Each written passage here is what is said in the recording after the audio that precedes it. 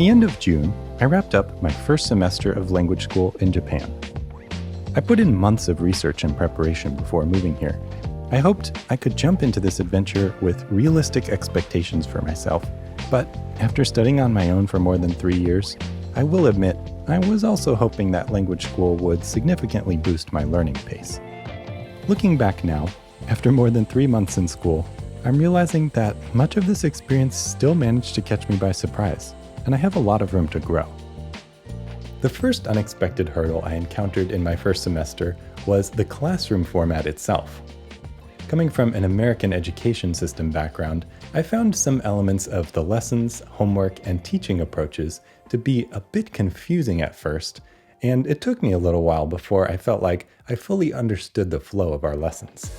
In the first weeks, for example, I would sometimes show up to class and discover we were learning about grammar or vocabulary that I didn't know we were supposed to have studied the night before. The teachers were patient with those of us who got a bit lost, but we also had to keep going. I intentionally picked this school for its fast pace and business Japanese focus, and I was in an intermediate class, so this was all to be expected, but it still made the high achiever in me feel like I had done something wrong every time I mistakenly came unprepared to class. Now, 3 months in and with my semester exams behind me, I can see some encouraging areas where I've been able to learn faster in language school than I was able to through self-study back in the US. My reading and writing have taken huge leaps forward this semester, and I've learned a lot about Japanese culture from my teachers and homestay families. When we got our exam grades back, however, I also had to face some difficult realizations. I'm really struggling with intermediate level grammar, critical listening, vocabulary, and of course kanji. Interestingly, these were all areas where I was previously making steady, if slow, progress while self-studying. These new data points lead me to believe that, in contrast to my initial hypothesis, language school has not been more efficient for me than self-study, at least in these specific areas and with my current learning tools and approaches. If I'm being honest, seeing my test results was a bit discouraging at first. I expected to come out of this semester having made significantly more progress than the numbers say I did. But I've decided that instead of letting that realization hold me back, I'm going to use it as motivation to build a new study routine for next semester. During the semester break, I listened to Cal Newport's book, How to Become a Straight A Student. In it, Newport lays out some highly effective study systems and techniques developed by real, straight A college students, specifically for classroom learning environments. Until now, I've been relying on tools and mindsets I picked up from the language learning community, but for me, these learning methods haven't been able to keep pace with the volume of new content we cover in school.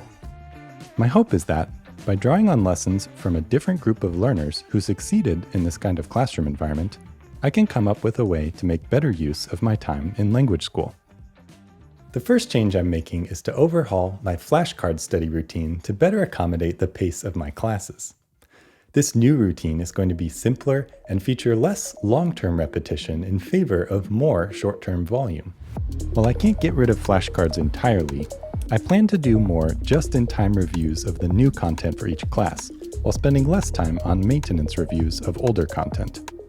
This might not be optimal for retention in the long run, but I'm hoping it will help me keep pace in class each day and enable more of the content from my lessons and homework to sink in. Next, I plan to add writing to my study routine to help use my new language knowledge sooner. This will probably start as a simple daily journaling exercise, but I may experiment further from there after I get the ball rolling, perhaps writing letters to pen pals, or even a whole video script in Japanese someday.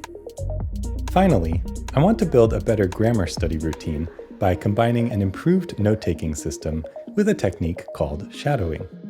Shadowing is a language learning practice that involves listening to a piece of dialogue and then repeating it back at the same time as the speaker. This helps the learner get used to the flow and inflection of native speech, and more importantly, it's a new way for me to work with Japanese grammar that doesn't involve reading and memorizing definitions. For my note-taking, I'm going to try bringing my computer to class to write down more details from the teacher's explanations of the content we're learning. I can then connect these with my daily sentence building and vocabulary homework after class to slowly create a comprehensive study guide for our next semester exams. When I first started language school, I think I imagined my first year was going to be 4 solid semesters of ever-increasing success, culminating in an exciting JLPT N2 exam result and markedly improved fluency. One semester in, I'm realizing this might have been a bit naive. While I researched, anticipated, and prepared for my return to the classroom, I had begun to forget that this type of learning is demanding, even under the best circumstances. I've probably at least doubled that challenge for myself by tackling it in a different country, under a different education system, and using learning methods that, it turns out, were better suited to my old self-study routine. Going forward, a better way to think about my time in school might instead be as several successive semester-long experiments in how I might best succeed in this challenging new environment and make the most of my opportunity to learn Japanese in Japan. By approaching each semester as its own experiment, I'll be encouraging myself to see them as incremental steps in the process of improving the way I learn. Instead of treating exam results as failures or successes, I'll be measuring my overall progress as a learner and making adjustments along the way. I'm sure there are still more ups and downs to come, but after taking some time to reflect and recharge during my semester break, I'm feeling more ready than ever for what's next. Thanks for joining me today. I look forward to seeing you next time.